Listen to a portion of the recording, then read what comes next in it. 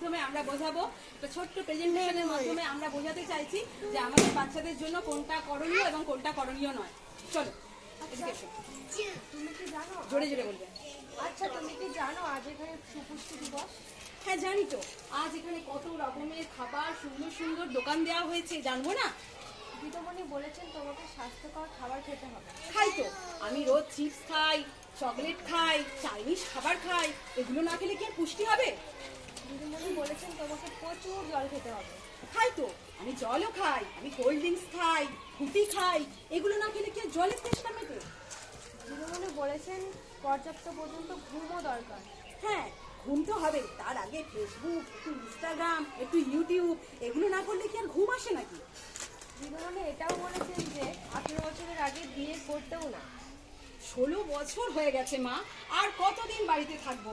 এবার তো আমাকে বিয়ে দিতেই হবে। হ্যাঁ, খুব অবাক লাগছে না? খুব অবাক লাগছে। এটাই হচ্ছে আজকের বাস্তবের পিকচার, এটাই হচ্ছে আমাদের বাস্তবের ছবি, যে আজকের দিনে একটা বাচ্চার আমাদের পুষ্টিকর খাবারের পরিবর্তে আমরা মায়েরা তাদেরকে কি ধরিয়ে দিচ্ছি? হাতে চিপসের প্যাকেট, চকলেটের প্যাকেট, তাদের হাতে কি ধরিয়ে দিচ্ছি? আমরা ধরিয়ে দিচ্ছি কুরকুরে, চিপস, এগুলো ধরিয়ে দিচ্ছি। তারা চাইনিজ খাবারে অভ্যস্ত হয়ে উঠছে, পুষ্টিকর খাবারকে তাদের জীবন থেকে দূরে সরিয়ে দিচ্ছে। আর কি করছি তার সঙ্গে? আমাদের শরবতের পাট উঠে গেছে, আমরা ব্যাগ ডেটেড হয়ে গেছি, আপডেট হয়ে গেছি, শরবত হয়ে গেছে।